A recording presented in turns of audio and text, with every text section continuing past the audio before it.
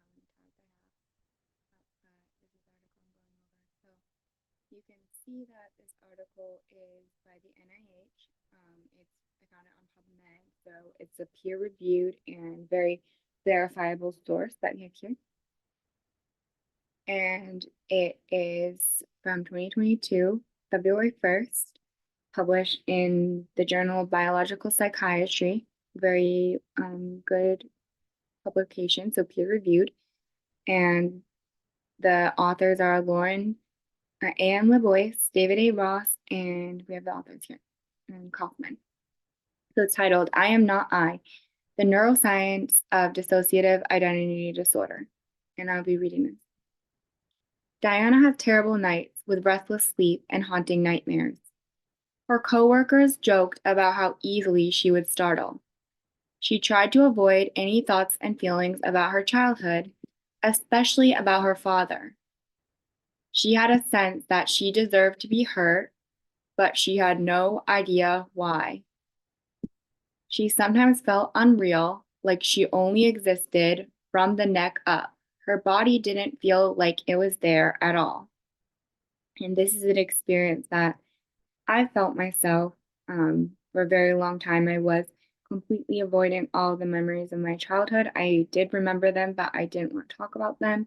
I didn't want to think about them, and I didn't want to feel them. And I was completely ignoring all the memories that had to do with my father, avoiding talking about him, avoiding feeling any feelings that have to do with it. And I still do this, even though I'm now able to talk a little bit more about my childhood memories. But I still as well have this feeling, I even have it now, of not existing. Aside from the neck up, my body doesn't feel like it's there. And it's almost weird as well to see myself as a presence when I'm sharing this video, or talking in this video, sharing my perspective, you know what I mean? Sharing my real self. So next, to her therapist, Diana appeared calm, almost flat, though inside her mind felt busy. When the conversation turned to childhood, Diana felt like she was watching from outside her body. Yeah, that's something I'm feeling a lot, especially right now. And a lot of people have had this experience of dissociation. It sounded like someone inside her head was screaming to shut up. It isn't safe. There was a crying inside that felt like it belonged to someone else. She couldn't tell whether she was hearing her thoughts out loud or actually hearing voices inside of her head saying that she caused the abuse. She was bad. I have these voices as well. They're scary. But they're actually parts that come from a traumatized place. That can be scary if you don't know what it is, thinking you might have schizophrenia or a variety of other conditions. When she told her therapist about what her father had done, Diana felt like an observer. Well, someone else from the inside was speaking. I always get this experience as well. She knew that wasn't possible, but that is how she felt. She worried that she was losing her mind. This couldn't be real. Could those things have really happened to her as a child?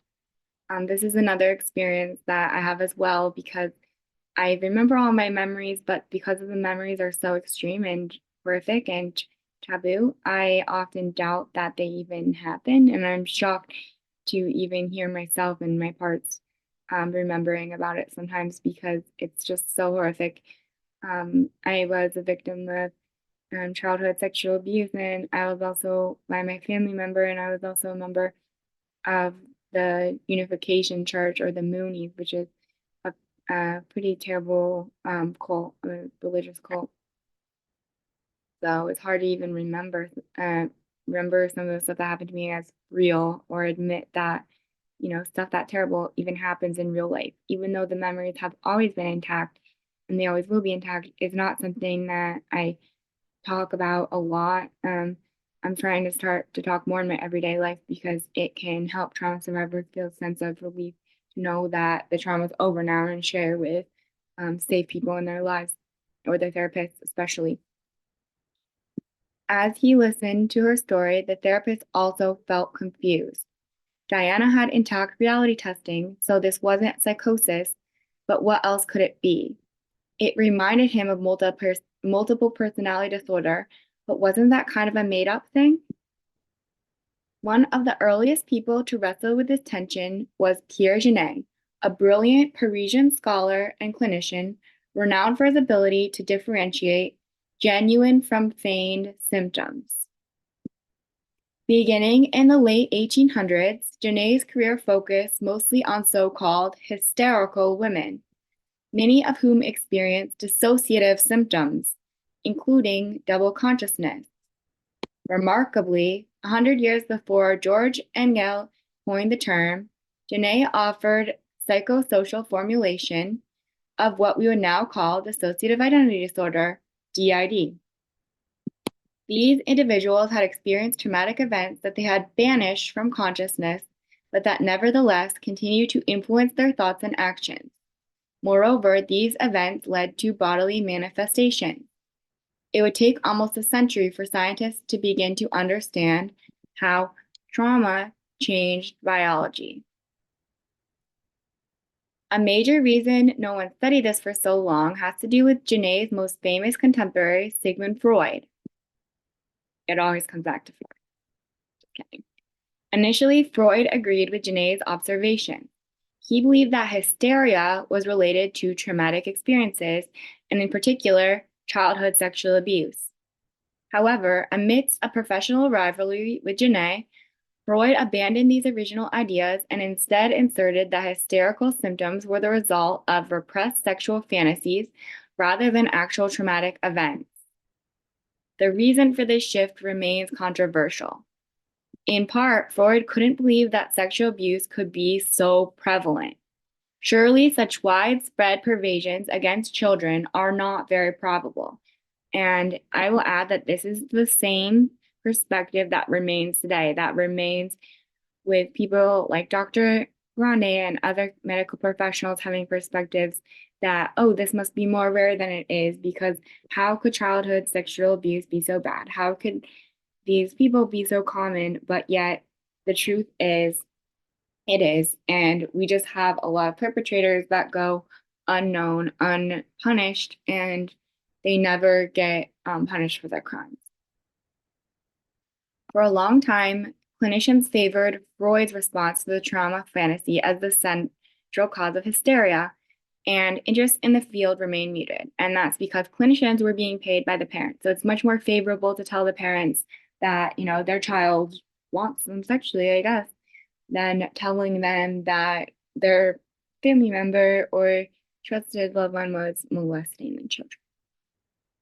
Then, two major sociopolitical events in the United States reminded Americans of both the prevalence and impact of trauma: the return of the Vietnam War veterans suffering from what would ultimately be called post-traumatic stress disorder, PTSD, and the rise of second-wave feminism shedding light on domestic violence and childhood abuse. Finally, people were ready to pay attention to trauma spectrum disorders. Rigorous research began. The most obvious hypothesis was that stress systems must be voiceover. The most obvious hypothesis was that stress systems must be dysregulated in some way. At the time, though, researchers had to rely on indirect measurements of these systems, such as excreted metabolites in a 24-hour urine collection. While some early findings were encouraging, results were conflicting. Soon, it became clear that the problem was one of time scale. Individuals with PTSD might be psychologically normal except during these discrete times when they were triggered.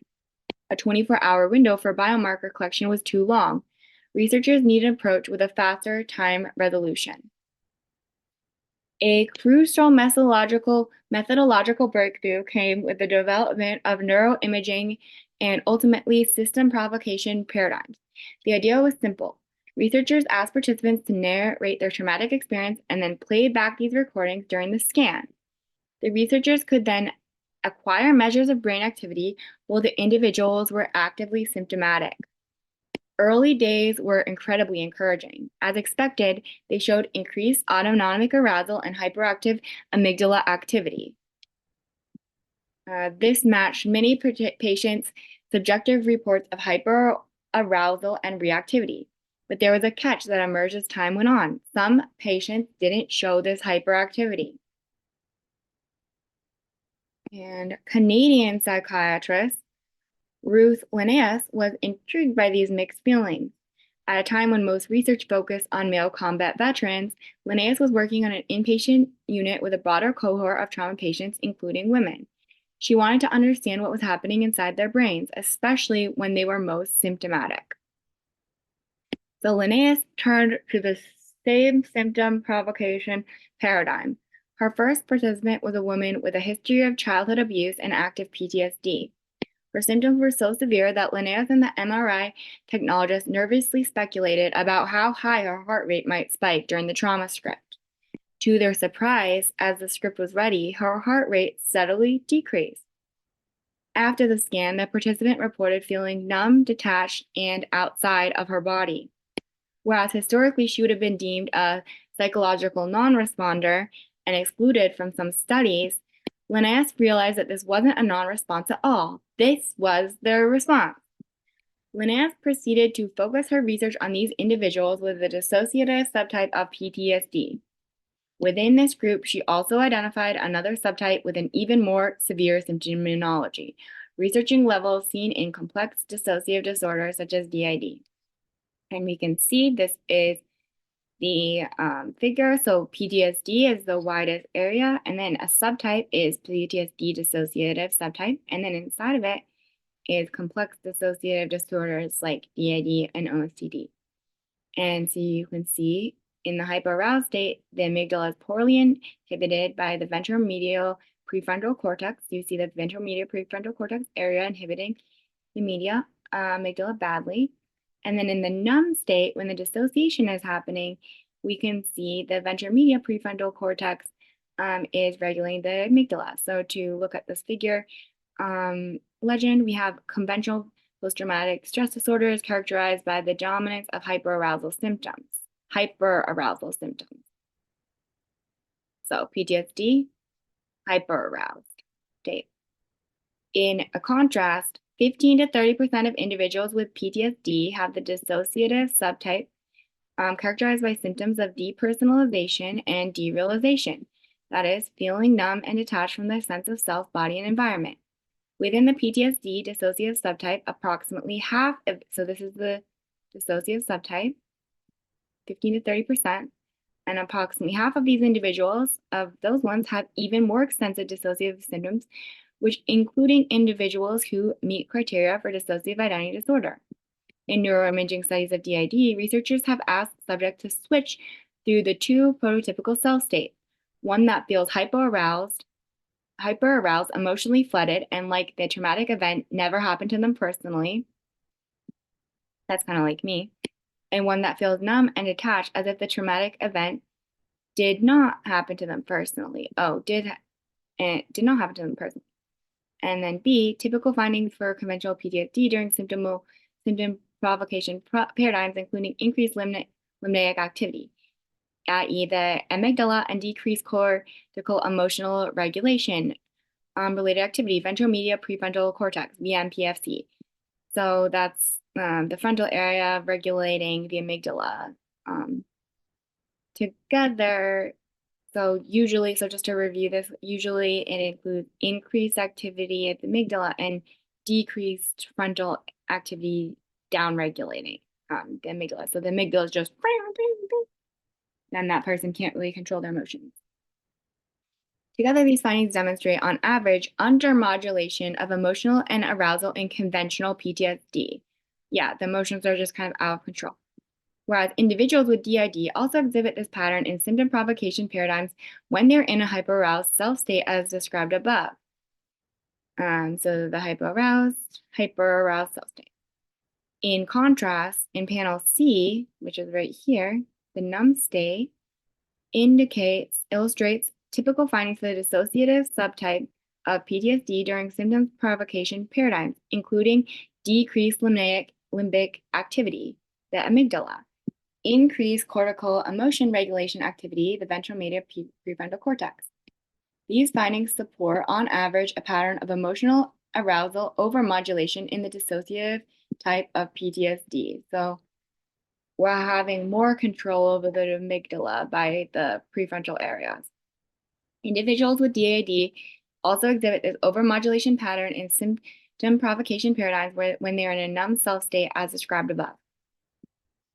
Dutch neuroscientist Simone Reniers was interested in just this subset.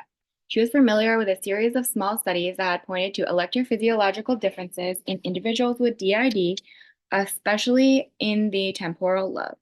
She was aware of media descriptions of multiple personality disorders had spurred a significant controversy, to the point of people questioning whether multiple personality disorder, now called DID, was even a real condition. Despite this controversy, Reniers used modern neuroimaging approaches to meticulously demonstrate patterns of brain structure and function in DID that partially overlapped with patterns in PTSD. You can see she was a PET study, which is looking at the proteins that come up in that area, PET scan. I can go more details into that in the next video. She was also able to demonstrate distinct patterns of activation which were consistent with compartmentalization of self state.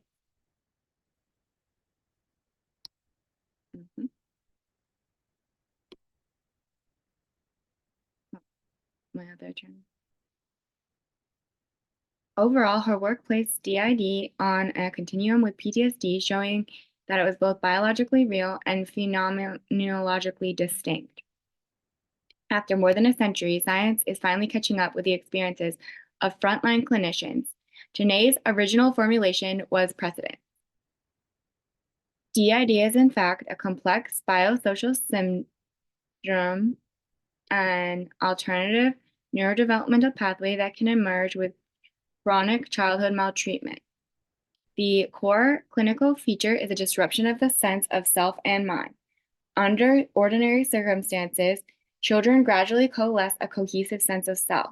However, in the context of trauma, individuals with the capacity to dissociate, perhaps based on genetic factors, can be left with discrete self states that patients described as feeling like they are not me.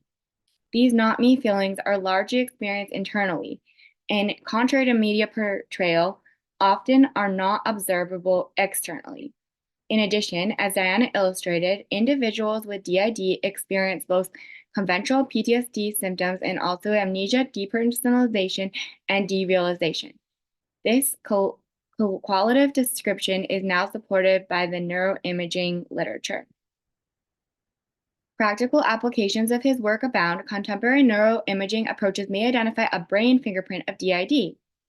This would further dispel uncertainty about the veracity of DID as a distinct biological entity and help connect patients with effective specialized treatment.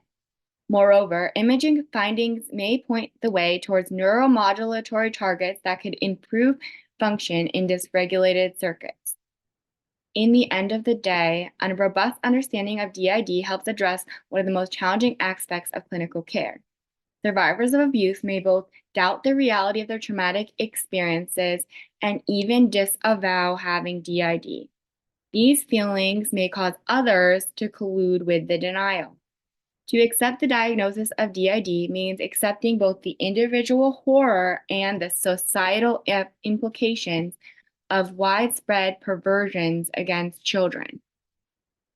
A contemporary understanding of DID will enable more clinicians to tolerate situations that engender intense countertransference, to connect empathically and communicate thoughtfully and effectively with patients, thereby helping them understand the conditions and available treatment.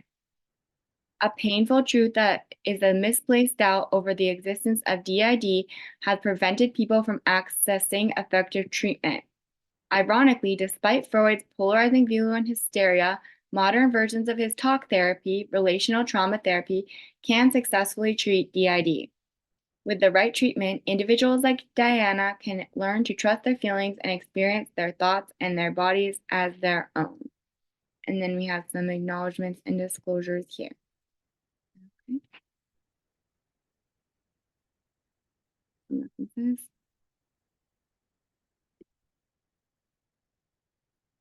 So that is some info about that, and I'm going to